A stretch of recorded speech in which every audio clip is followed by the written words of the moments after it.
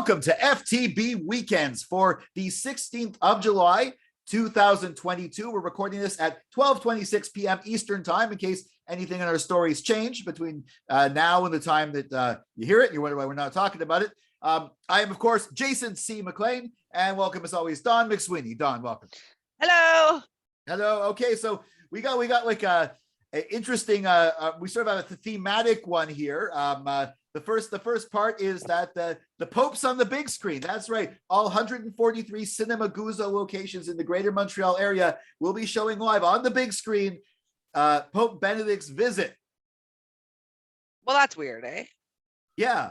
I mean, like you're gonna have your popcorn and watch the Pope, and I can imagine somebody accidentally buys tickets for Thor: Love and Thunder, wanders into the wrong room, and okay, this is kind of slower paced than Taika usually does. This is so. As a spiritual nerd, I can't really poke too many holes at somebody's desire, maybe to go see who they feel is their spiritual leader on a big screen.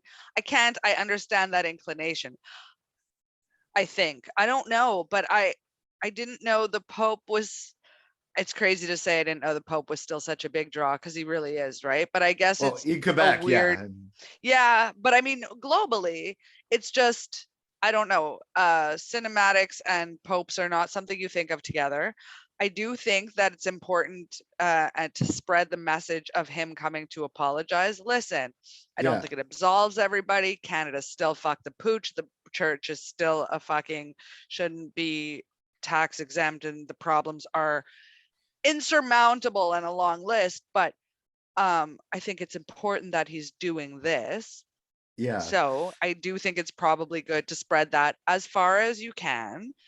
And it's the limitations of it. It's the right moves, and it's too little and it's too late and blah, blah, blah, blah, blah. But it's an important and necessary step. Yeah. And I don't think we could go forward without it. So spread the message far and wide. It's a for the historic moment. But what about for Cinema Guzzo? Is this a necessary? I mean, the thing is, it's only the Quebec visit, because I think this Quebec visits, the venues are completely selling out. Like the places where they're all the tickets are. It's free, by the way. I think. Wait, is he just going to be talking random stuff, or is he going to be apologizing? He's going to be apologizing. He's going to be apologizing. But there's a Quebec stop, and the thing is, the venue where he's giving a speech or something. Like he's going to apologize to First Nations, but he's also going to give speeches. And the venues are, I guess they're smaller venues because he's not doing the big usual thing. So the places are full.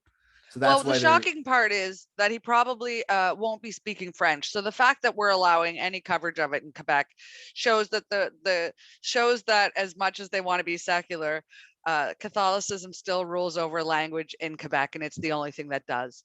Well, I know there's movie rules. I'm wondering if it's going to have to be dubbed into French, or I mean, I don't know how quickly you could do subtitles. Maybe there's going to be the person. You've never seen politics look the other way so quickly as they will on this one. All right, everybody knows where Quebec stands in their secularism, which is to say anything other than the Pope. So this is no surprise. Yes, let's go to happier news. The world's on fire. Okay, the second part, the thematic thing is the Pope's on the big screen, the world's on fire. So yeah, this was your topic idea there, Don. There's a lot of fire going on in the world. There's so much fire. It's no good, man. Okay, and in Canada, Linton, BC's on fire again. Literally just got wiped out a year ago, 2 years ago. Manitoba reserves are having to a big part of Manitoba, but a big part of their reservations out there there's uncontrolled fires out there. Bordeaux, France is on fire. That's not a usual thing. And I heard Macron say it's a once in a lifetime thing, where he's not thinking right, because this is just a first, not a last, right? Like you don't start on fire and then never start on fire again. Ask Lynn, right? You start on fire and then you continue to start on fire. Which is why in England, which also just issued its first ever heat warning, because it's going to go up to the mid 40s, their structures were never built to sustain this heat. So last time there was a heat wave, part of the bridge across the Thames, which we could assume is called the Thames Bridge, I don't know, part of the metal was cracking. Isn't it London Bridge? Isn't it London Bridge? You might be right. This is the famous song, London Bridge is falling down. So if it fell, how could it be? Anyway, the point here is, this time they saw they're seeing the heat wave coming, so they're wrapping parts of the metal in tin foil to keep it cool because the steel was never meant to sustain this heat. And when that happens, we get what we had in China, which was they opened a museum like last year, the year before. It was huge, it was big, it was expensive. Due to a heat wave right now, yesterday, the roof melted off their museum. It's closed till further notice. Just want to say, a highly industrialized country. Everybody likes to pretend that climate change doesn't matter. Let's just cash checks. The roof melted off the museum, and you've wrapped a bridge in tinfoil. I think that you can stop pretending it's not happening.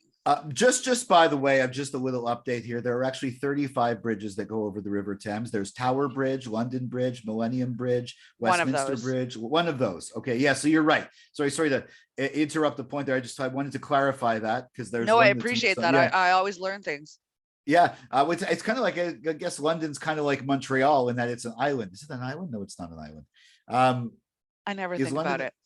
Yeah. So yes, and speaking about like one of the ways people thought of saving the world was through electric cars. And well, Tesla though, I mean, Elon Musk, he's stopped his plans to buy Twitter. He just he's apparently like has all these like children coming out of nowhere. Well, not out of nowhere, but like he knows where they came from. He knows where they came from. But, yeah. I think that courts might be trying. I think the courts found that he has to go through with this deal now. I can't keep track with all this nonsense, but I can keep track of the fact that he likes to make babies. Yeah. So he made some more babies. And then what was weird is we could see where he got it from because his father just had a baby with his stepdaughter. And his answer publicly was, "We are here only to procreate." So we see where he gets that from. Yeah, that's a whole other story. But now back to the whole thing. So the Pope's on the big screen. The world's on fire. Let's talk comedy. It's time to laugh. Let's talk comedy. Just for laughs. So you've been doing some interviews, Dawn. Oh, thank God for Just for Laughs. It's been years since I laughed in a room with people. It is substantially better than laughing on my couch. Promise you that. Live comedy is the pinnacle of comedy. Get out there. We're lucky to have it here. I saw the Just for the Culture, which used to be the ethnic show. My face hurt, my stomach hurt, standing ovations were had. It was blissful and wonderful. And I spoke to Big J Okerson yesterday. He's going to be hosting the Nasty Show, which is spectacular. He's also hosting some bar show called The Worst, which sounds fascinating. It'll be in my article that'll be up on FTB shortly in a bit, whatever. And I heard that show's just the worst though. But I'm ching. But I should be on the stage too. Yeah. Okay, go on. So at the Nasty Show this year, because I want to give credit where credit's due, Josh Adam Myers, who is to die for, Robert Kelly, and Yamanika Saunders, who is a beast, and a couple of other people who I'm sure are great, but I can't personally vouch for them because I've never seen their stand-up.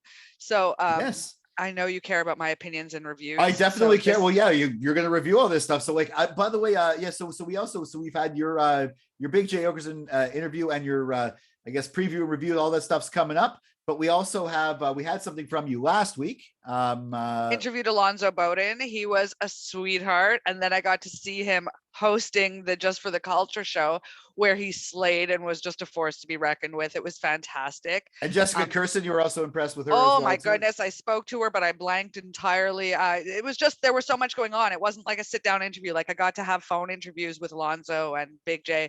So this was like just red carpet, everything happening. And I got a chance to shake her hand, talk to her. She was just fantastic. And then she just slayed like a fierce animal, closed out the show, standing O. I remember she was a special like add-on one time. One time it was a show, it was like a TV taping, but she wasn't on the TV show, but she was sort of like the in-between act because the power got cut in the building. So she came on and kept every. It was really, I was really impressed. She's fierce. Ari Shafir calls her one of the hardest follows in New York, which is just such high praise. Cool. Also, I spoke with Mark Forward, who you might know from Letterkenny, plays the coach there. Also stand-up comic. Funny guy, very laid back, relaxed guy. The interview's coming up soon, but he definitely didn't feel bad that he had time off because of the pandemic and he got to just chill at home. He was actually pretty happy about that. We also published a couple more. We had Samantha Gold interviewed Veer Daz and Rick Mercer. That's up on the site now too. So we have expect the stuff that's already up coverage myself, Dawn, Samantha Gold, James Gartler. We're all going to be on the interwebs at that's forgetthebox.net, which brings us to, I guess, our conclusion that after but go to Just for Laughs, support it in person, read our interviews. It's all fantastic, but use that just to whet your appetite. Get those tickets, go in person, laugh with strangers. It will reinvigorate your soul. Yeah, just reading a comic talking about being funny is not the same thing as actually seeing it's not them be you funny. have to see them do what they're awesome at. Yeah. Okay, so yes, and definitely, and I'm going to tell you where you can check out all that coverage in a moment, but I'm just going to say this. I guess this wraps up our little experiment with Popes on the big screen. The world's on fire. It's time to laugh. That's going to be the title of this video, I hope. But yeah, if you want to read that coverage, we'll go for daily content. I'm going to tell you where to go in a moment because it's always the close of my little spiel. So follow Dawn McSweeney on Twitter and Instagram at McMoxie. Follow me on Twitter and Instagram at Jason C. McLean. Twitter and Instagram, Forget the Boxes, of course, at Forget the Box. And we actually had a bunch of stuff there. We had James was at Comic-Con the other week, and we had a whole bunch of cosplay pictures from Comic-Con showing up on our Twitter and Instagram. It was really cool. And if you're watching this on Facebook, like the video, share it. Follow us on Facebook. Like and follow. On YouTube, smash that like button, subscribe, ring the bell for notifications. And of course, as I was promising, get our Android app too. And as I was sort of hinting at this whole time, for daily content, check out, including all of our Just for Laughs content, check out forgetthebox.net. We'll catch you next week for another FTB weekend.